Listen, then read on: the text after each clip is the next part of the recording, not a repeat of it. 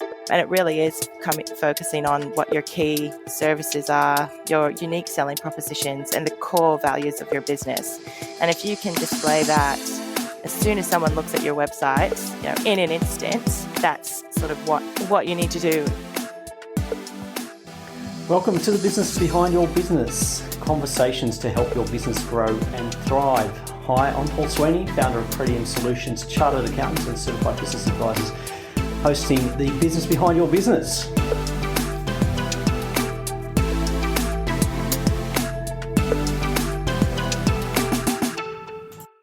Welcome to the Business Behind Your Business. Today I have Claire Wendell from Click Media.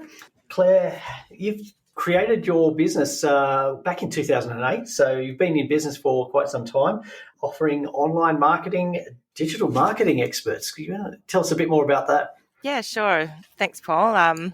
I founded Click Media in 2008, specializing in Google Ads at the time. We've now have a team of close to 20 people, and we supply all sorts of services to advertise your business online. So from building websites, doing social media campaigns and Google campaigns, as well as software architecture and engineering, which also is a very important part of marketing. So there's quite a lot that you've described there, and I guess one of the traps for people when they're starting business is they don't really understand what's involved in marketing, and particularly digital marketing. Many people think, oh, well, we'll just get a website and throw in some AdWords and away we go. But what do you think the biggest issue or the biggest problem that people encounter when they first go to do digital marketing? What do they get wrong? Well, I guess everything really starts with, your website, making sure that you have a really good brand and image that represents your company and who you are. I find that for a lot of businesses we deal with, that just seems to be such a difficult thing for them to do. Writing up their content, for example, and really so getting that right. What we also see so much is, people just trying to, businesses just spending bottom dollar on a website, like spending $1,000. They have a $40,000 fit out in their office or in their retail display, and then they spend more on their chairs than they do on a website. So yeah, look, getting the website right, looking right, and working and functioning right is probably the first really important thing to do prior to advertising online. I guess it's different with everybody. It's such a mixed case. So we don't deal with a lot of startup businesses. So we tend to work with businesses who are already quite established, but they're just doing things so wrong online. So it really is important just to be able to understand how that needs to.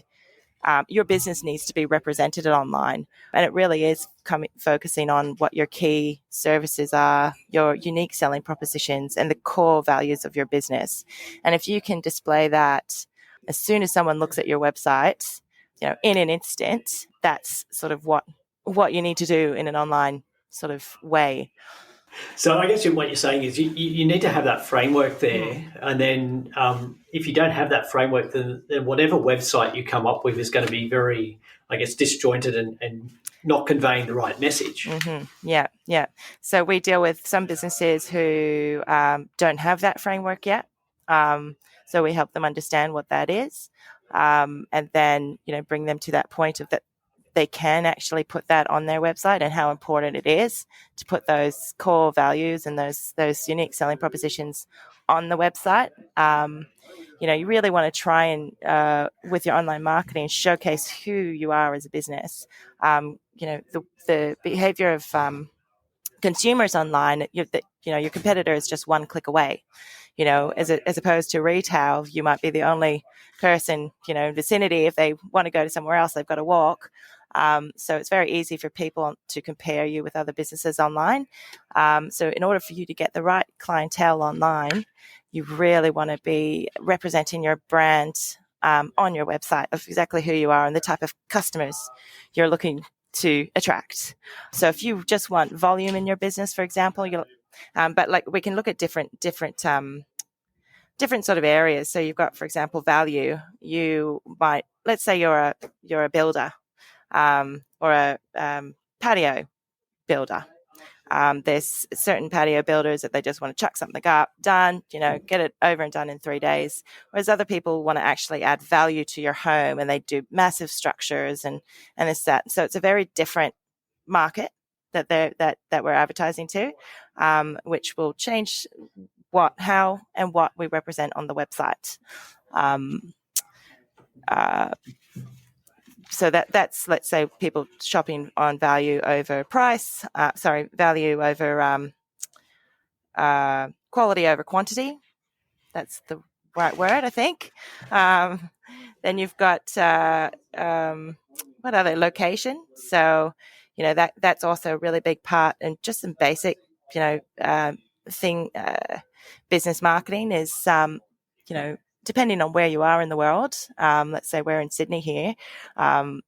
It's quite a large place. So rather than focusing Australia-wide or even Sydney-wide, really kind of starting to tailor your market to your surrounding area. And that tends to, it's not for every business, but it's definitely, if you're starting out in business, it's something that we usually recommend our clients do, so they can grow and expand in their actual local area, and then from there scale outwards and onwards. So the strategy, what you start with when building a website, might not be what you end up with in 5 years or 10 years. That can change as your business changes. I think the other thing with the website is that if you, well, let's look at your advertising strategy. So with Google AdWords and Facebook ads, and that have become very popular. But again, you're trying to bring your customer to a central place, which is generally your website. So if your messaging on your website is telling something different to what your ads are saying, or inconsistent, and or even inconsistent. So if you're going with premium and your website's poor quality, it doesn't sort of match up. So there is a mismatch. So you could be misspending on your advertising. So I think you need a consistent message through there, and I think the website sort of sets that foundation for how you move forward. Well, it's the difference between your advertising working or not working. If you get the website wrong and the website message wrong, and then go to Google Ads or Facebook, you're not going to get any inquiries. You just won't. So that's a big beef. A lot of inquiries call up and they say, well, Google doesn't work or Facebook doesn't work. And it's like, well, there is a formula that you have to get right in order for ads to actually work. And if you're going to be, even if it does work, it could be working so much better. So we here manage over $1 million in Google ad spend a month. It definitely does work. So actually trying to like, if something's not working, once we actually send it to advertising, all the data is there to help you understand why. And that's why we can be so precise as a marketing agency with the design and development of our websites, because we have been doing it now for 15 years and we've seen the data. We've done so many experiments of what works and what doesn't work, putting what message where, what button where.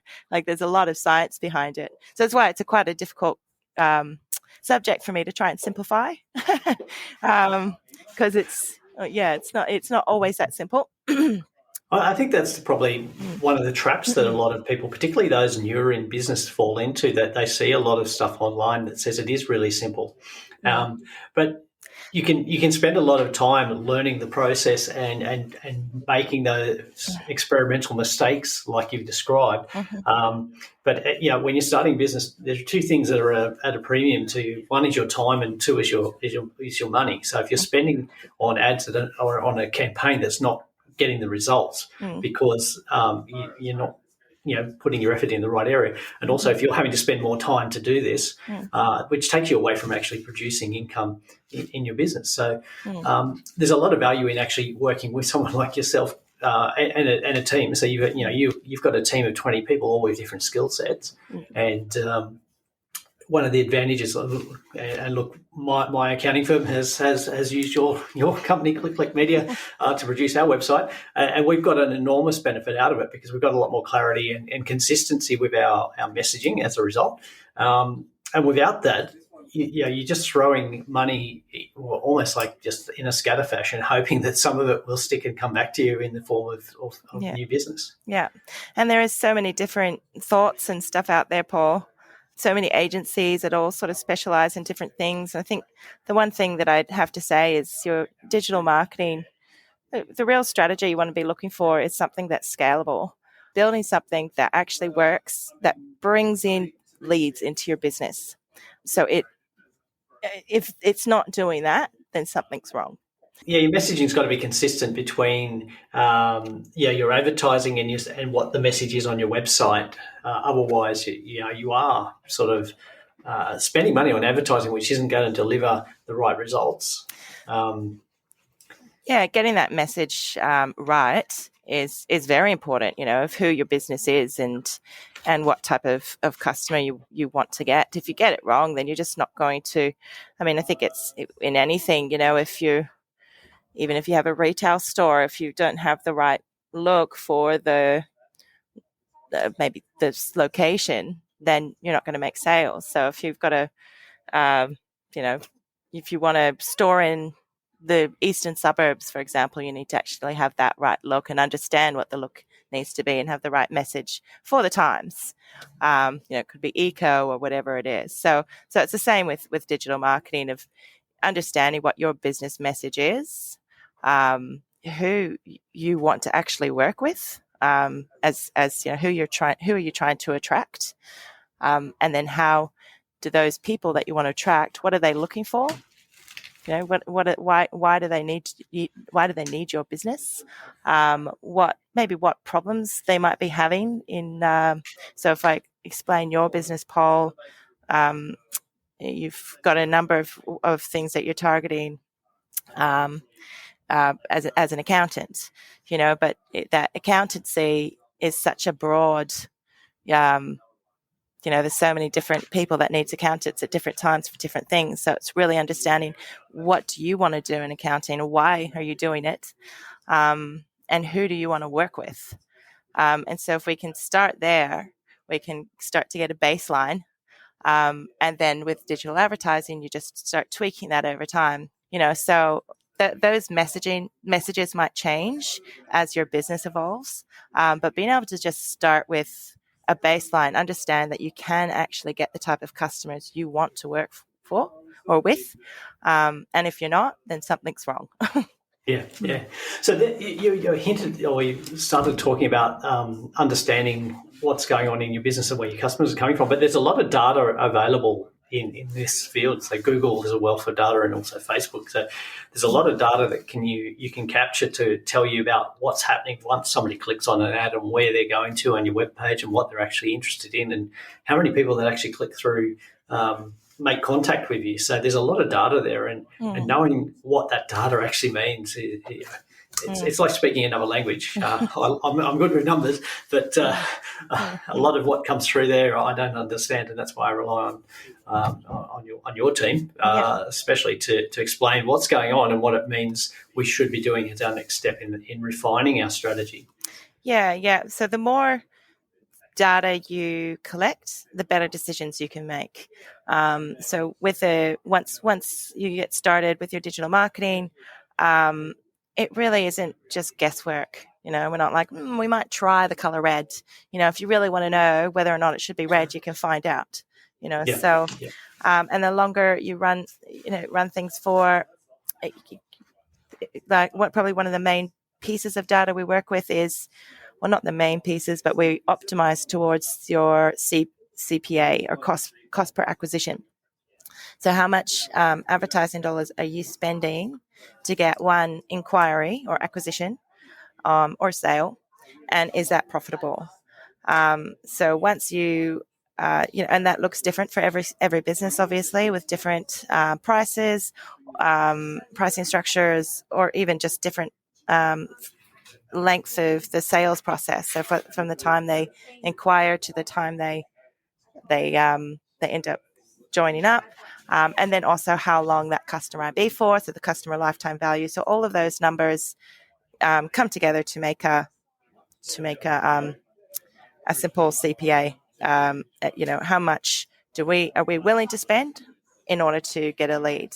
Now, if that CPA is too high, we need to diversify the strategy. Try different things. Bring cost per clicks down if we can. Or it might mean that you actually need to increase the price of your product. So there's lots of different decisions that come based on that CPA. So understanding at that given time what's happening, and then setting a strategy, and it might be for 1 month or 3 months, revisiting, looking at the data again. Obviously, there's a lot of optimizations. I hope I'm not getting too complex. Oh, no. I think that's explaining it, because I think what people don't understand is you need to know what the data means. And look, we say this from an accounting point of view as well. You need to understand your numbers, but you're explaining it quite well, because if your cost per acquisition or cost of getting each customer from your marketing strategy is, say, $55, let's say $55, but if your average sale to a customer is $50, well, there's a problem, because you're making a loss before you even make the sale. Whereas if your life or your value from a customer is $1,000 and your cost is $55 to acquire them, well, that you're still making a profit on that. So the higher your sales value or your lifetime value of the customer, the higher that cost you might be willing to pay, particularly where there's a lot of competition. So the higher the cost for each ad or each prospect that you get through that strategy. That's right. Yeah. The higher the cost is, usually, it shows that there's one, there's a lot of competition, and two, because it works really well. So it's really important in those high competitive markets to get your website spot on, right, perfect, because any little bit of weakness, that you're just throwing money out the door there, and your competitor's winning. It also creates a highly competitive industries. They're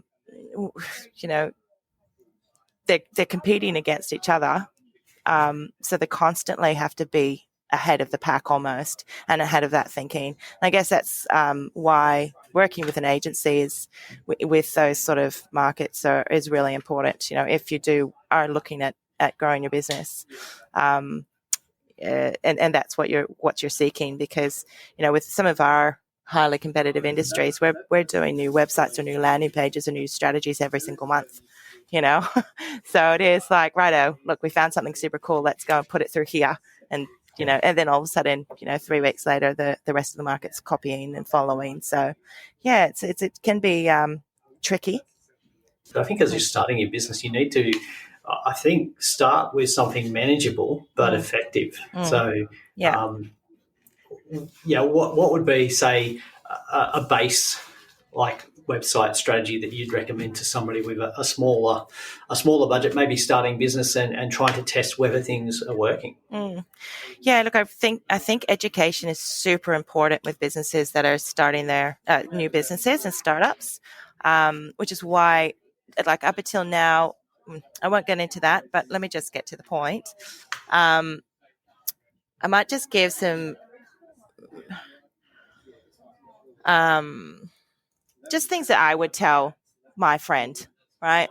Just those little points. So, one, there's so many different websites and types of websites you can get out there. You've got your DIY websites that and there's a pro and a con for a lot of these different things.